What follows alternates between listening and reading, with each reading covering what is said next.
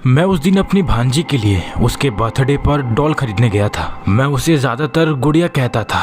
उसे डॉल बहुत अच्छे लगते थे, इसी कारण उसने अपने बर्थडे पर मुझसे डॉल की जिद की। दोस्तों, उस समय मुझे इतना डॉल के बारे में मालूम नहीं था, इसलिए मैं अपनी भांजी को लेकर सीधा मॉल चला गया। मॉल में हमें एक भी अच्छी डॉल नहीं मिली और जो कोई भी मिली वो उसे पसंद नहीं आई। इसके बाद हम निराश होते हुए मॉल से बाहर आ गए। हम दोनों घर ही जा रहे थे, पर तभी मेरी भांजी ने मुझे एक जगह रुकाया।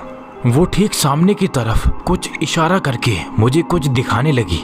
वो ठीक जिस तरफ इशारा कर रही थी वहाँ पर एक पेड़ था। वो मुझे डॉल डॉल कहकर बार बार पेड़ की तरफ देखने के लिए कह रही थी। गौर से देखने पर मैंने पाया कि सच में उस पेड़ के अंदर एक डॉल लटकी हुई थी। दोस्तों, ये सब देखकर मैं काफी हैरान हो गया, क्योंकि ये कोई सामान्य बात नहीं थी। ऐसे कैसे कोई भी किसी डॉल को पेड़ पर लटका कर छोड़ देगा। यकीनन मुझे कुछ गलत लगा, इसलिए मैंने उसे डॉल लेने को नहीं कहा और घर की तरफ जाने लगा। मेरी भांजी लगातार रोने लगी। वह कहती रही कि मुझे वही डॉल चाहिए। दोस्तों, थक हार कर मुझे उसकी बातों के आगे झुकना ही पड़ा। मैंने पेड़ पर चढ़कर उसे वो डॉल निकाल कर दी, लेकिन दोस्तों, वो डॉल पेड़ के अंदर बुरी तरह तनों में फंसी हुई थी। देखने में वह किसी सामान्य डॉल जैसी लग रही थी। हाँ, पर उसमें थोड़ा आकर्षण भी था। मैं भी यही सोच रहा था कि कोई इतनी अच्छी डॉल को इस पेड़ पर लटका कर चला गया। वैसे मेरी भांजी उस डॉल को पाकर बेहद खुश थी। इसके बाद हम दोनों घर गए। हम दोनों ने ये बात किसी को नहीं बताई। मैंने रास्ते में ही भांजी से कह दिया था कि इस डॉल के बारे में किसी को नहीं बताना है कि हमने ये डॉल पेड़ से निकाली है। इसके बाद कुछ दिन बीत गए। मुझे धीरे धीरे अपने फैसले पर पछतावा आने लगा। धीरे धीरे मुझे ये मालूम पड़ने लगा कि ये डॉल कोई सामान्य डॉल नहीं है, क्योंकि मैंने खुद अपनी आंखों से ऐसी दो घटनाएं देखी जिसे देखकर मेरा दिल दहल उठा। बताता हूँ। एक दिन मैं ऑफिस जाने के लिए सुबह तैयार हो रहा था, तभी मुझे मेरा पेन नहीं मिल रहा था। वह कोई सामान्य पेन नहीं था, बल्कि काफी महंगा पेन था। मैं ठीक उस पेन को पागलों की तरह अपने कमरे में ढूंढने लगा, पर हर जगह देखने के बावजूद भी मुझे वह पेन नहीं मिला।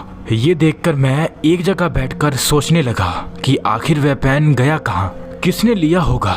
उसी बीच मुझे गुड़िया का ख्याल आया। मुझे लगा कि शायद गुड़िया ने ये पेन लिया होगा। मैंने जाकर गुड़िया से पूछा, क्या तुमने मेरा पेन लिया है? दोस्तों, यकीनन आप सुनकर डर जाएंगे कि उसने मुझे बड़े प्यारे शब्दों में कहा कि मामा सॉरी, मैंने कल रात को ले लिया था। मैं ठीक अभी वो पेन लाकर देती हूँ। इसके बाद वो फिर से अपने किसी खिलौने के साथ खेलने लगी। लेकिन मैंने गुड़िया से दोबारा पूछा कि पेन कहाँ है। सामने से डरा देने वाला जवाब आया।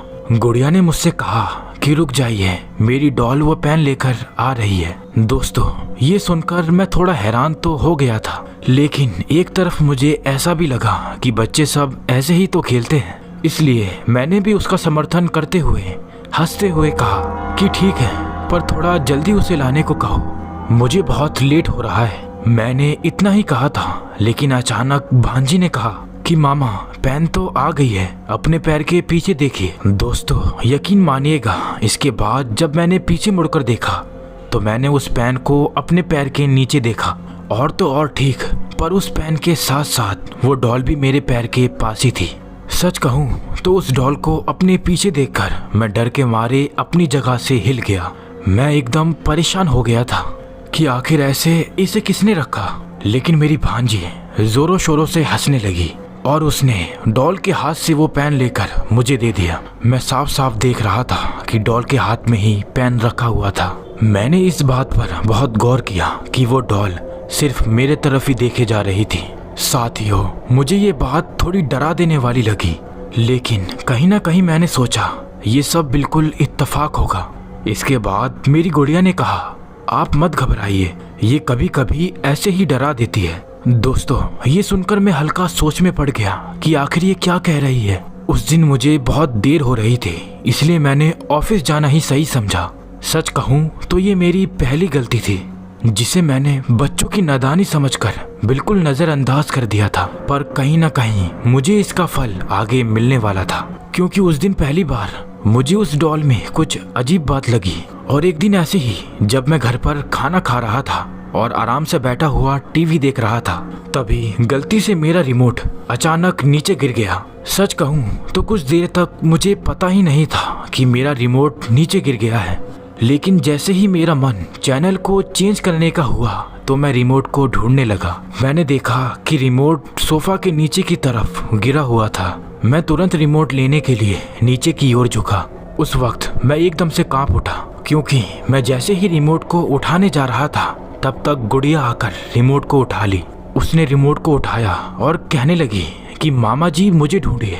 सच कहूँ तो एक पल को तो मैं इसलिए डरा था क्योंकि मुझे लग रहा था कि गुड़िया के साथ वो छोटी डॉल ना हो। पर खैर, उस वक्त गुड़िया बिल्कुल अकेली थी। ये देखकर मेरी जान में जान आई और मैंने अपनी आंखें बंद कर ली और कहा, जाओ जाकर छुप जाओ। पर हाँ, अगर मैंने तुम्हें ढूंढ लिया तो रिमोट मेरा। इसके बाद उसने ओके कहा और छुपने के लिए दूसरे कमरे में चली गई। लेकिन मैं बहुत तेज था, मैंने अपनी आंखें पहले ही खोल रखी थी। मैंने देखा कि गुड़िया दूसरे कमरे में छुपने के लिए चुपचाप जा रही है।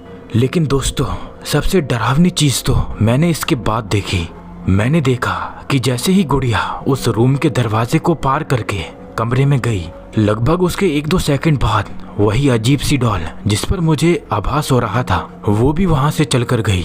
सच कहूँ तो ये मेरा वहम नहीं हो सकता, क्योंकि मैं ये सब कुछ वहां से देख रहा था। मैंने खुद पूरी तरह उस डॉल के पैरों को चलते हुए देखा। यकीन मानिए, ये देखकर मैं कुछ समय तक तो अपनी जगह पर जम सा गया। ऐसा लगा मानो जैसे वो डॉल किसी जीवित वस्तु की तरह एक इंसान जैसी चलती हुई उस कमरे में चली गई। अब मैं सोचने लगा कि ये डॉल का माजरा क्या है। मैंने हिम्मत करी।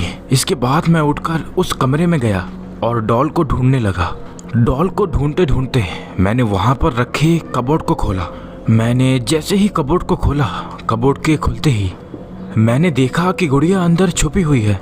वो अचानक मुझे देखकर जोरों से हंसने लगी, पर मैं कर भी क्या सकता था, क्योंकि मैंने जो देखा वो डरा देने वाली बात थी। क्योंकि मैंने देखा कि गुड़िया के हाथों में वही डॉल थी, पर ना जाने कैसे वो डॉल उसी दिन की तरह सिर्फ मेरी तरफ ही देख रही थी। अब तो मुझे उसके चेहरे पर भी कोई शैतानी सी मुस्कान दिखने लगी। मैंने सोचा कि मैं ये बात घर में बाकी लोगों को भी बता दूं, पर मैंने सोचा कि शायद सब मेरी इस बात पर हंसने लगेंगे, इसलिए मैंने ये बताना सही नहीं समझा। मैंने सोचा कि मैं एक दिन उस डॉल को उठाकर फेंक आऊंगा। मैं बस अपनी भांजी के लिए उस डॉल के बारे में सोचता नहीं था। दिन बीतते गए। एक दिन सवेरे मैंने गुड़िया से उस डॉल को मांगा, पर उसने मुझे वो डॉल नहीं दी। मैंने उसे उसकी फेवरेट आइसक्रीम खिलाने का वादा किया, लेकिन इसके बाद भी वो डॉल देने को तैयार ही नहीं थी। ऐसा लग रहा था मानो जैसे वो उस डॉल के बिना एक सेकंड भी नहीं रह सकती। पर मैं सोच चुका था कि जैसे ही रात हो जाएगी और सब लोग सो जाएंगे तो मैं चुपचाप डॉल को लेकर फेंक दूंगा। मैंने रात का इंतजार किया और गुड़िया सो गई तो मैंने देखा कि उसने उस डॉल को अपने हाथों में बांध कर रखा हुआ है। सच कहूँ तो उसने ये बात हम में से किसी को नहीं बताई थी कि डॉल और गुड़िया के बीच एक धागा सा बंधा हुआ था। मैंने एक कैंची ली और ठीक उस धागे को काट कर डॉल को ले जाने लगा।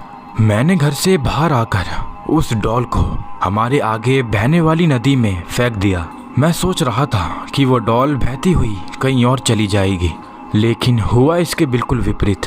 मैं सुबह थोड़ा जल्दी उठ गया था तो मैंने सोचा कि एक बार गुड़िया के कमरे में जाकर देखता हूँ। लेकिन अब मुझे अपनी जिंदगी का सबसे बड़ा झटका लगने वाला था। जैसे ही मैं उसके कमरे में गया तो मैंने देखा कि वो डॉल सही सलामत गुड़िया के हाथों में बंधी हुई है। ना तो वो डॉल कहीं से गीली हुई थी और ना ही वो रस्सी कहीं से कटी हुई थी। सच कहूँ तो ये देखकर मैं काफी डर गया। मुझे लगा कि मैंने शायद कोई सपना तो नहीं देखा था। मैंने देर न करते हुए जल्दी से जल्दी ये बात घर में सभी लोगों को बता दी। हुआ वही जो कि मैंने सोचा था। बात वही थी कि वो लोग मुझ पर विश्वास नहीं कर रहे थे, क्योंकि उन्हें ऐसा कोई भी अनुभव नहीं हुआ था। पर जैसे ही उन्होंने मेरी बातों पर ध्यान देना शुरू किया तो उन्हें कुछ अजीब सा उस डॉल में दिखाई दिया, जैसे कि वो डॉल काफी समय हिलकर अपनी जगह से दूसरी जगह आ जाती थी। हम कई बार उस डॉल को कमरे में रख कर जाते थे, पर आने के बाद वह बिस्तर पर दिखाई पड़ती थी। लेकिन इसी बीच हमने इस बात पर ध्यान नहीं दिया कि गुड़िया अब घर से बाहर खेलने नहीं जाती थी। गुड़िया को बाहर खेलना बहुत अच्छा लगता था, पर काफ़ी समय से वह घर से बाहर नहीं निकल रही थी। उल्टा वो तो पूरे दिन उस डॉल के साथ खेलती रहती थी। हमने गुड़िया से इस बारे में बात करने की काफ़ी कोशिश की, जिस पर गुड़िया ने कहा कि वो डॉल मेरी दोस्त है। उसने बताया कि वो डॉल उसके साथ बातें करती है, उसके साथ खेलती है और भी बहुत सारी चीज़ें। हमने बड़े प्यार से उसे ये डॉल देने को कहा। इसके बदले उसने नया डॉल लेने को कहा, लेकिन उसने अपनी पुरानी डॉल देने से इनकार कर दिया। पर ठीक एक दिन जब हमने उस डॉल को लेकर छुपके से एक जगह दफना दिया, तो गुड़िया पूरे दिन रोने लगी। उसने पूरे ही दिन खाना नहीं खाया, बस रोती ही रही। थक हार कर हमें उस डॉल को वापस लाना ही पड़ा। सच कहूँ तो दिन पर दिन हमारे लिए गुड़िया से उस डॉल को दूर रखना बेहद मुश्किल हो रहा था। अब तो गुड़िया के शरीर पर भी कुछ कुछ जगह चोटों के निशान आ गए थे और वो भी अजीब तरह से बातें भी करने लगी थी। गुड़िया अब काफ़ी समय अपने कमरे में ही रहती थी। हमें अक्सर उसके कमरे से किसी के बातें करने की आवाज़ें आती रहती थीं। सच कहूँ तो ये सब चीज़ें किसी सामान्य परिवार को डराने के लिए काफ़ी थी। बहुत सोचने के बाद हमें एक उपाय आया। हमने सोचा क्यों ना एक तांत्रिक के पास जाया जाए। हमने ठीक तांत्रिक से बात की। हमने उसे पूरी बात बताई तो उन्होंने बताया कि ये किसी डायन का काम है। दुनिया में काफ़ी सारी डायन अपनी शक्ति बढ़ाने के लिए दूसरों के शरीर पर कब्जा करना चाहती हैं। इसलिए वो अक्सर ऐसी चीज़ें जो कि बच्चों को आकर्षित करती हैं उनमें अपना रूप डाल देती हैं। वैसे भी बच्चे किसी चीज़ को लेने से पहले इतना नहीं सोचते। वो अक्सर उनका जल्दी शिकार बन जाते हैं। और तो और ये चीज़ें और ये वस्तुएं जिनसे लोग जल्दी आकर्षित हो जाते हैं, उनमें वह प्रेतों को रखती हैं। आपको अक्सर ये चीज़ें किसी पेड़ पर टंगी या फिर किसी चौराहे पर कोने से पड़ी मिलती हैं। वो डॉल इतने समय से उसके साथ है, तो उन दोनों में काफ़ी मेल हो चुका होगा। कहीं ना कहीं उस डायन ने तुम्हारी भांजी को अपने वश में करना शुरू कर दिया है, इसलिए उसका व्यवहार भी तो दिन ब दिन बदलता जा रहा है। अगर इस समय तुम उससे डॉल मांगोगे तो वो नहीं देगी। दोस्तों, थक हार कर हमने उस तांत्रिक से इसका उपाय पूछा, जिस पर उन्होंने कहा कि तुम एक ऐसी डॉल लेकर आओ जो कि हूबहू उसकी जैसी दिखती है। बस तुम उससे अदला बदली कर देना। बाकी रही उस डॉल की बात, तुम उसे यहाँ पर लेकर आओ, फिर आगे मैं कुछ कर सकता हूँ। दोस्तों, इसके बाद हमने काफ़ी खोजबीन करी। फिर हम एक डॉल लेकर घर पर आए। ठीक एक रात गुड़िया के सोने के बाद हमने उस डॉल को नए वाले डॉल के साथ बदल दिया। हम ठीक उस प्रेत डॉल को उस तांत्रिक के पास ले गए, जिससे बाद में उन्होंने उस पर कुछ विधि करना शुरू किया। सच कहूँ तो हमने पहले कभी भी ऐसी चीज़ नहीं देखी थी, क्योंकि जब हम उस डॉल को तांत्रिक के पास लेकर गए तो अचानक उसमें से अजीब अजीब सी आवाज़ें निकलने लगी। वो कह रही थी कि उस लड़की का मरना तो तय है, लेकिन तुम लोग बीच में आ गए तो तुम्हारे साथ भी बहुत बुरा होगा। सच कहूँ तो मैंने अपनी आंखों से देखा कि वो प्रेत डॉल अपनी जगह से थोड़ा बहुत हिल भी रही थी। मैंने ये सब देखकर डर के मारे अपने बाकी परिवार को घर पर भेज दिया। मैं ठीक तांत्रिक के पास उस डॉल को लेकर पहुंचा। तांत्रिक ने तुरंत विधि शुरू करी, लेकिन विधि के बाद तांत्रिक ने उस डॉल को काटा।